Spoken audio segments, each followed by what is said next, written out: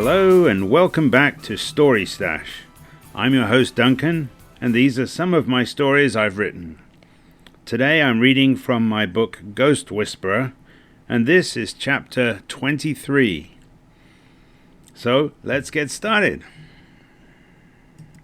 Chapter 23. The next morning, Ed awoke in his bedroom at Ellen's mansion. He got up and enjoyed a shower in the adjoining bathroom. Once dressed, he saw Ellen in the family room. "Good morning, Ed. Coffee's on the table," she said. "Would you like I top up your cup?" "No, I still have plenty." Ed sat down with his coffee. He took a long sip. "Ah, so much better." Ed opened his laptop and checked his mail. He got one from his boss, thanking him for the update. "So, what's on your agenda today?" asked Ellen. "I should talk with Catherine Clark." "Ed, I can get a detective to check on the psychic. Perhaps we should wait for the dirt before you talk to her." "Good idea. I don't want to admit her late husband sent me." Ellen picked up her phone and made a call. "Done," she said after ending the call. "Now that my calendar is clear, what shall we do?" "Ooh, giving me a choice. How about the Italian restaurant?" "Another good idea." Ellen picked up her phone. "They're bringing your car around the front. We'll do lunch there." Ed worked on his laptop, doing bug fixes. He wanted to make progress before lunchtime. Ellen sat nearby, reviewing documents. Ed didn't ask what they were. If she wanted to, she'd tell him. Just before noon, Ellen turned to Ed. "Ed, lunchtime?" she asked. "Sure, let me save my place." Soon he closed his laptop and stood. Ed and Ellen walked out to the front of her mansion. His car was waiting, and the key was in the ignition. Ed helped Ellen get in the front passenger seat. "They've cleaned my car," he said. "They're thorough." Ed drove off with an SUV following them. It took Ed just over half an hour to reach the older part of town.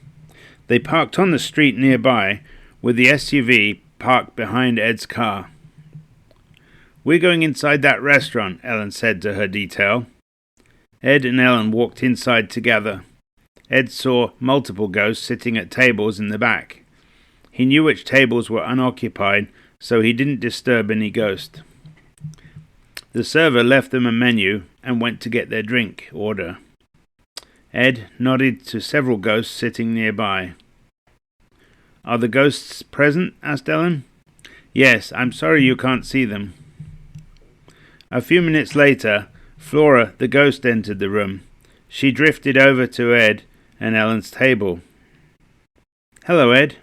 "Hello, Flora," said Ed. To Ellen, it looked like he was talking to no one. Flora glanced at Ellen and back to Ed. "Flora, this is my friend Ellen." "Perhaps more than a friend. And you brought her to see us?" "Yes. Would you like to join us?" Flora floated into a seat facing Ellen. "Ask her to look in my direction." "Ellen, Flora asks you to look over here," said Ed. He gestured towards Flora. Ellen looked at the empty chair. Flora, the lady in red, appeared. "Wow," said Ellen. "I'm pleased to meet you too," said Flora. Ellen smiled. Flora faded from view as a server approached the table. The server delivered their drinks and left. Flora reappeared. "I didn't want your server to spill your drinks," she said. "I understand." Ellen took a sip. "I can't maintain this for long, but I wanted to welcome you here. It's been my home for well over 100 years. "Thank you. Can you recommend anything here?" "I suggest the penne pasta with cream sauce." Flora faded out again. Of course, Ed could still see Flora. "Ed, I like her." "Me too." "Huh? What's that?" asked Ellen. "I was answering Flora." "Oh, okay. Let's order lunch. I'm famished." After lunch, Ed said goodbye to several ghosts, and they returned to his car. Ed drove back towards Ellen's mansion when his phone rang. He could see from the caller ID it was Washta. Ed handed his phone to Ellen. "Please answer this." "Hello, Ed's phone." "Hello, is that Ellen?" "Yes, Washta. How can we help you?" "We need his special help. Can you come over to my place?" "We'll be right there." Ellen ended the call. "Ed, change your plans. Pull over a moment." Ed pulled over with the SUV behind them. Ellen stepped out and talked with her security detail before returning. "Okay, we're going to Washta's place now." "Sure." Ed pulled out and changed course. Soon, they arrived outside Washta's house. Ed exited his car and opened the door for Ellen. By the time they reached the front door, Washta had it open and gestured for them to enter. Ahote was waiting inside Washta's living room. "Ahote," said Ed. "Hello, Ed and Ellen. Please come and sit down. We can discuss." Ed and Ellen sat together on the sofa. Washta smiled at them and sat on a chair nearby. "We've had reports of whispering and sobbing in the nearby woods. We believe it's a spirit, so we called for your help." "Understood. I'll go investigate the woods," said Ed. "Is it walking distance from here?" asked Ellen. "Not too far. I can walk with you," said Ahote. "I have a security detail in the SUV outside. They'll want to follow us." "That won't be a problem. Okay, let's go then." Ed, Ellen, and Ahote exited Washta's home. Ellen explained to her detail, and they set off for the woods on foot. "Are the woods part of Dwamish lands?" asked Ed. "Yes, for a long time. It's close to several Dwamish homes." "So the ghost could be Dwamish?" "It's quite possible. That's something I'm hoping you can confirm. No one had the skills to find out until you joined us." After walking several blocks, they reached the woods. It was mid-afternoon and there was plenty of light. "Can you point me in the right direction?" asked Ed. Ahote pointed in a certain direction. "Over that way." "Perhaps I should go in there alone. Too many people might scare the ghost. Could you all please wait here?" Everyone agreed with Ed. Even Ellen nodded. Ed walked into the woods. He tried to be quiet and listened intently. Soon he'd left the others behind. The woods had an overall sad feeling about them. He almost missed it, a sobbing sound nearby. Ed adjusted his course. Ed spotted a spectral form peering at him from behind a tree. "Hello there, I'm Ed. I'm here to help you," said Ed. "You can see me?" "Yes, I'm the medicine man. I can see spirits." The ghost inched forward. "I died here long ago." "Yes. Do you remember your name?" "My name was Shima. I haven't used it for a long time. I don't know why, but I can't leave these woods." "Perhaps because you died here." "Maybe. I don't know. I'm always so sad." "Well, things are going to change. I'm here to help you, Shima."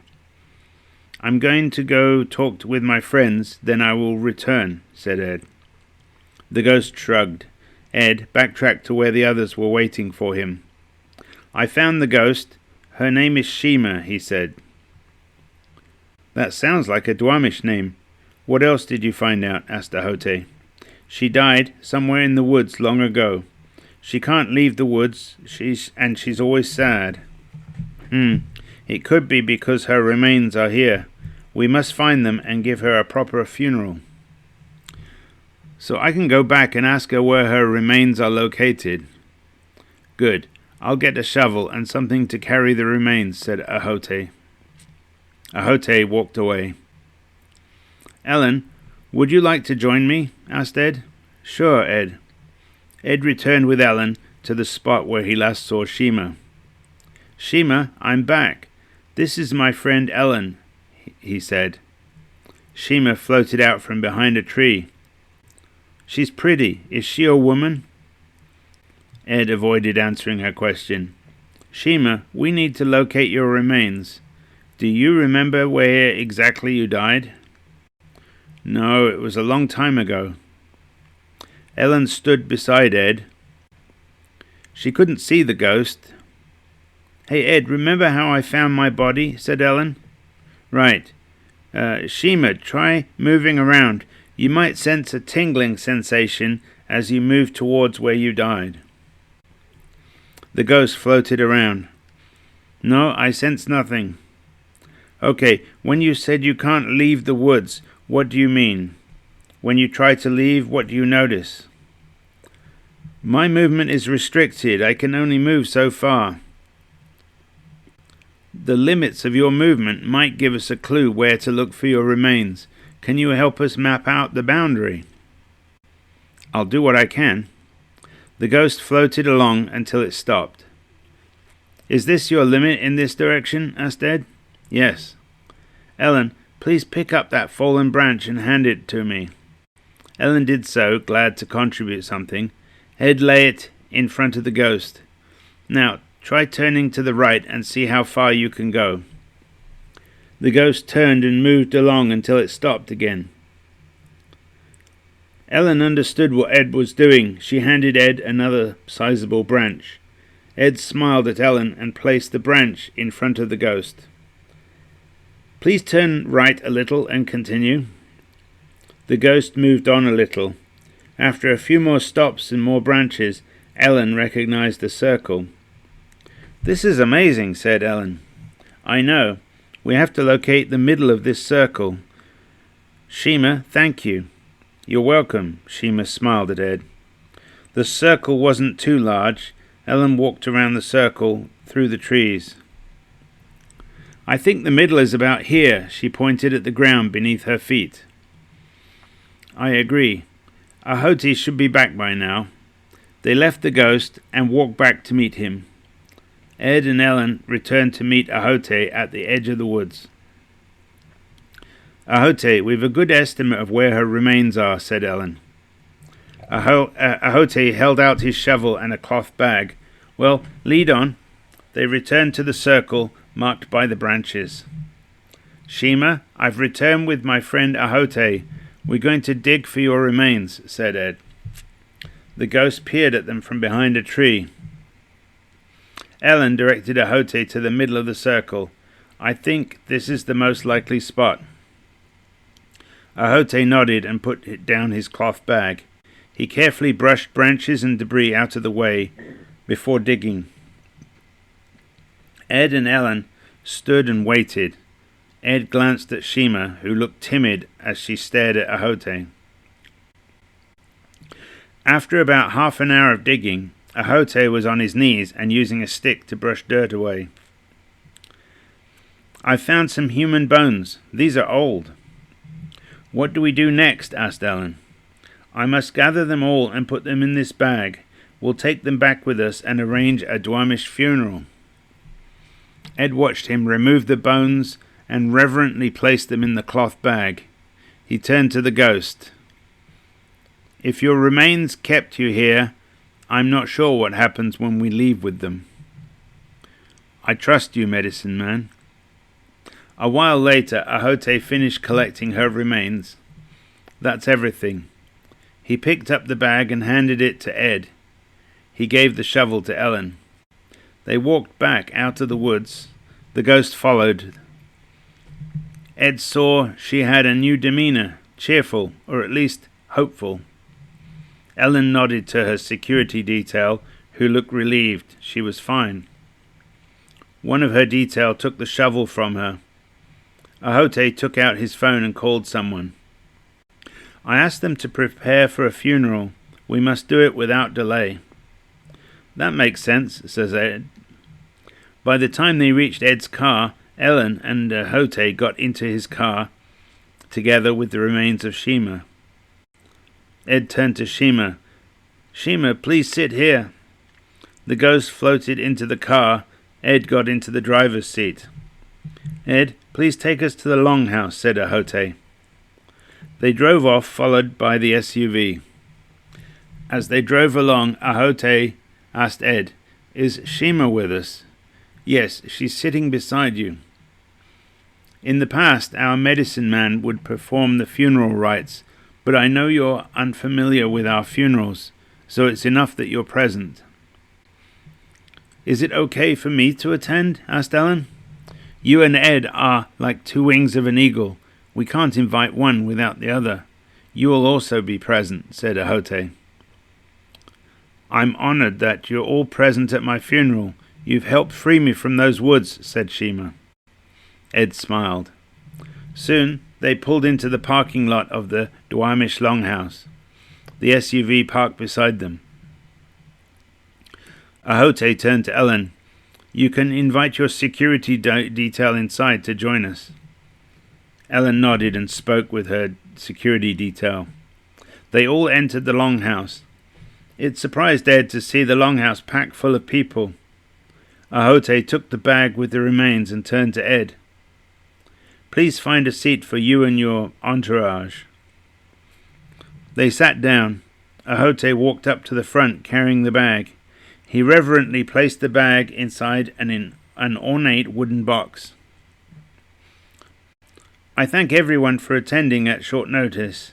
Our medicine man discovered one of our tribe, lost to us for a long time. We are here to pay our respects to her spirit. Her name was Shima," he said. "Did you say Shima? There was an ancestor of mine long ago who went missing. She was never found," said an elderly woman.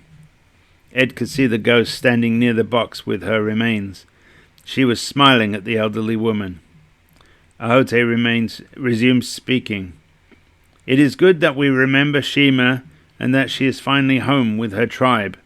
We give thanks for her return." Soon the formalities concluded and a feast begun. People brought out food. Ellen held on to Ed's arm. The elderly woman approached Ed and Ellen. "Thank you for finding her and bringing her home. It means a lot to me." "You're welcome.